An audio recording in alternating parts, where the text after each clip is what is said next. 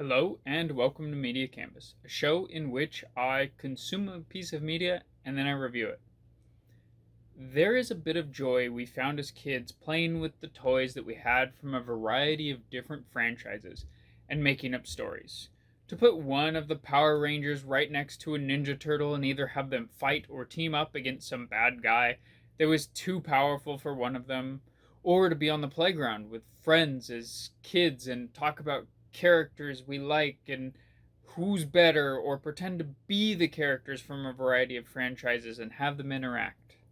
As we grow older, maybe we change that up and start to write or read crossover fan fiction. Ultimately, the Interstitial Actual Play podcast is a group of friends playing a tabletop game in which they create a fan fiction as a group through any sort of fun ideas they might have. The game itself is called Interstitial, or Hearts Intertwined, and it uses a system of rules for dice rolls referred to as Powered by the Apocalypse. Inspired by the idea used in Kingdom Hearts, where you visit worlds and partake in the story going on there, or not, depending on what your group wants to do. Ultimately, the game leaves you with an infinite number of options for what you might want to do. This is because you and your group of friends might want to play completely original characters or embody a favorite character from any number of franchises you might come up with. This review is about the Actual Play podcast, the podcast in which they play the game itself, and that is partly because I have not played the game myself as of yet. I most definitely want to at some point, though, as listening to season 3 of the podcast reminded me of the joy a group of friends can have playing a tabletop game. This review is specifically for season 3 of the Interstitial Actual Play podcast, so I'll be moving into that focus in just a moment. But I do want to mention the earlier seasons and one-shots that are in the feed. Season 1 is a show leaning very heavily into the Kingdom Hearts inspiration that the game has, as that season was made because of a goal met for the podcast Got It Memorized, in which they promised they would produce a interstitial podcast as well. The first season has an interesting premise that ultimately is a decent listen. The second season steps away from the original inspiration and tells an originally unique story, and it really starts to show off the game's potential for fun things. Let's just say Sans from Undertale and a version of John Cena from a dystopian Earth future make for a weird pairing. But it works. The one-shot mini episodes vary in quality based on how interesting I found the concept more than anything.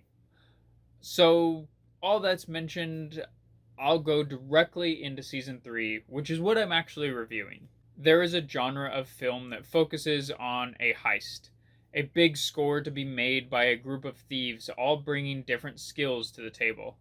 This is the base premise for season 3 of Interstitial. What we get is a season that is very focused on creative thinking and roleplay. The combat is pushed up to 11 to encourage the getaway instead of having the players stand their ground.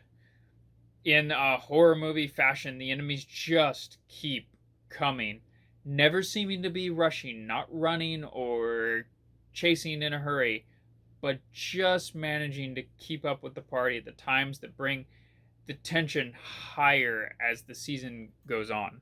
All of this great storytelling is brought together by moments of sincere roleplay that make you grow to care about these versions of the characters. After all, the very basis of the game is to play a character you love from some other set of media and put your own twist on it. So, while they're not exactly the characters you might know, they are somehow more. Because the ideal traits that make the players want to represent that character are expanded upon in potentially interesting and new ways. Well, this doesn't always land, and you can feel like a character might be doing something very out of place. It's nonetheless a fun ride to see what things others love about a character and how they imagine a character would approach a situation. The final conclusion of the season brings about an emotional end that really felt deserved. Every character felt like they went through a moment in life that brought about growth. What could have easily felt inappropriate for some of these characters if you take the direct inspiration from their source medium instead feels earned. The difficulty with the game Interstitial is doing an actual play podcast is that it can take favorite characters people have and not live up to the expectations they have for those characters. And that's completely reasonable. You, as a listener, do not have to care for these versions of the characters because you have a version in your own head that is not the version that someone else envisions. My version of Raphael the Ninja Turtle is very different from your version of Raphael the Ninja Turtle if we both put them on paper and listed out everything about them that we could think of. The music for this season was done by Joe, and let's just say that it is absolutely a bunch of incredible capstones on moments of the season. I just have to say that it is really something else in a way that it brings another level of production to the entire podcast. Character inspired music for those most important moments for a character, battle music to bring excitement or tension. I applaud Joe on creating music that makes the entire season feel even better on its already stellar production value. I really want to talk about the characters, but as I mentioned, these are all versions of a character as the player sees them. So instead, I'll just talk about the cast itself, who is fantastic. Joe does an absolutely fantastic job as the game master, bringing about a story with fun moments and stakes that drive the rest of the cast forward, with lots of fun references to various NPC characters he brings into the story. Franchises abound, including some obscure things I'd never heard of, which adds to a level of excitement because those are characters that this is my first interaction and I see somebody's favorite version of that character. Wheels plays Miles Edgeworth from the Ace Attorney games, which is a character I'm unfamiliar with, acting as a character who feels most out of place in the dangerous situations the group finds themselves in. They really bring about a believable growth to the character as someone who, while still afraid, takes things on with faith in the rest of the group.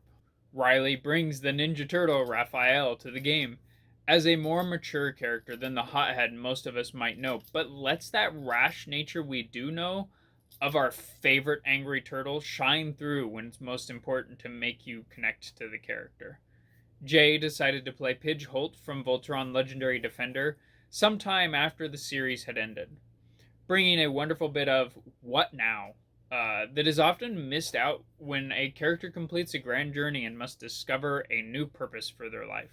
Finally, Blake plays Char Aznavour from Zeta Gundam as the version that is attempting to run away from their past and the things they have done or may yet have to do. This group of characters, so disparate and strange for a heist story, is what really makes an RPG like Interstitial shine, because everyone has fun thinking about how the characters they love would interact with one another, and the story that is the crossover fan fiction of Interstitial. If you can take the time to separate the characters from the media in which they originate, and truly embrace the idealized versions of these characters that are in the Interstitial actual play season, there is a love letter to not only the characters involved, but also to tabletop games. The fun that everyone had can be heard in the recordings, and it is truly infectious.